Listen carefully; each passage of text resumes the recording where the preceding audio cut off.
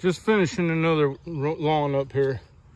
A couple things, if I can give pointers. When I pulled up, there was lawn crew doing house there and here.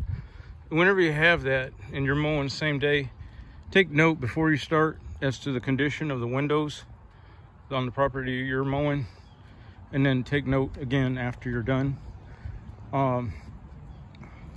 That's something I've learned over the years, because I'm pretty confident in my abilities, but they're doing things differently, and as such, I don't know, you know, what their mindset is on risk assessment. So anyway, this one I've created quite a lawn here. Their lawn the way they've done it looks okay. Once the rain quits, then you're going to see the difference.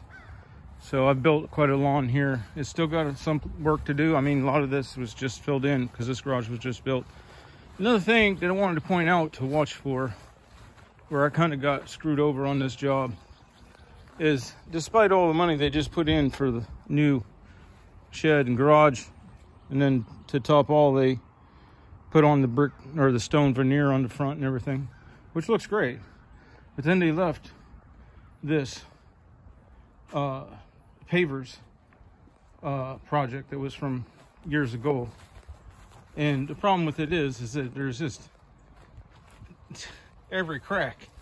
Can you imagine? And they want you to burn it all, you know, so you're eating weed eater string like crazy. So it's something that I didn't think of, but then again, I took this on years ago. But the thing is I did just do an increase, but it was more related to the addition before. I mean, you literally, the property ended there. Now it's double because it's another lot with another structure. And then it's got all that area to be edged and blown off. So, but the detail work is a drag on this one too. So that's just the way it goes. They may jump ship, go get somebody else, but that's just the way it is. I am not going to continue to give them a price that is not worth my time. So anyway, I'm just finishing that one up and heading to another one. Situation on the other one though is sketchy at best. Guy's thinking he's going to pay me to cut somebody else's lawn for free. And that's not really my thing because well,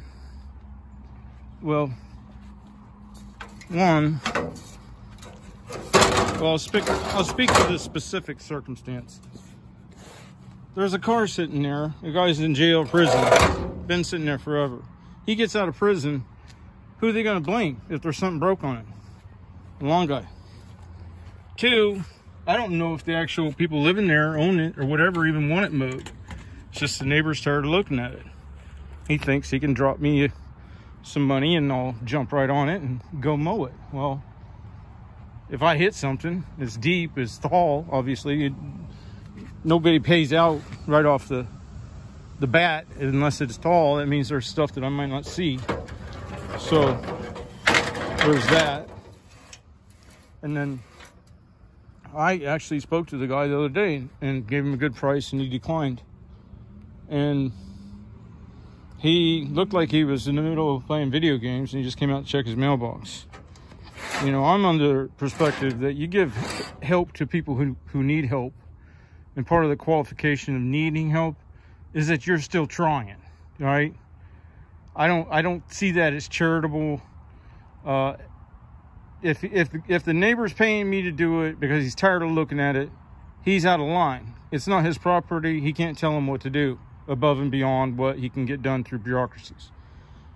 If he's doing it for charity, that's misplaced too, because there's guys like me out there that are still struggling and they don't even really want anything for themselves. They're trying to do things for education and environment and everything else. And, you know, so, but those people, they won't even give a fair wage to.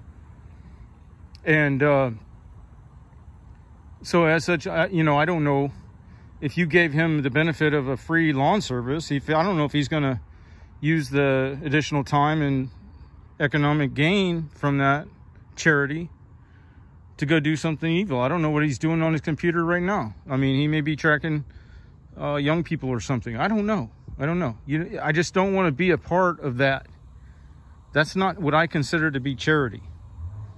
You know, we're involved in capitalism, which is the greatest charity ever created.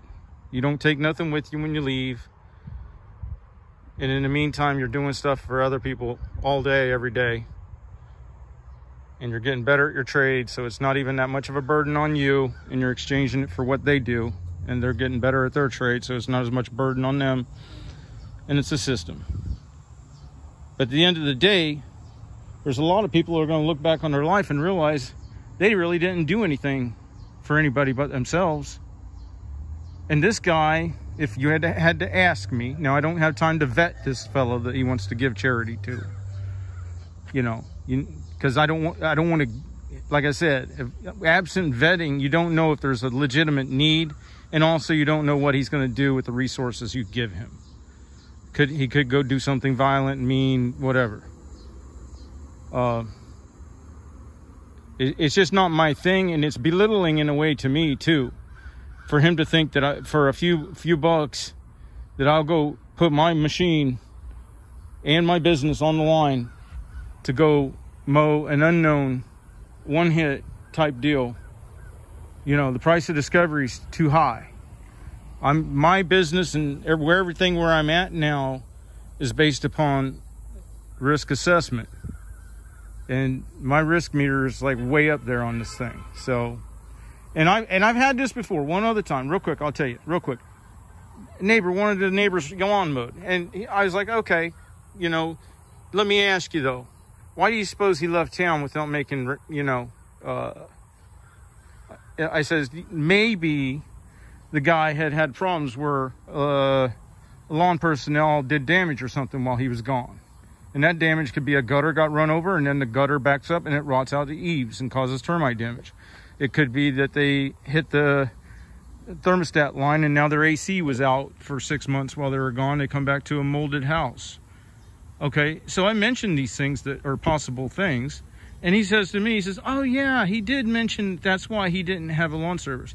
Now, why in the heck did he not step to the next logical step of thinking and realize that then if that guy's security cameras see me on his lawn, unbeknownst to him, unsolicited by him, that would not give any benefit to the fella. In fact, it would cause stress and make the guy want to come home sooner, make him not feel comfortable, not knowing who was on his lawn, why, and if anything was damaged. So people are just straight, I don't know what to call it.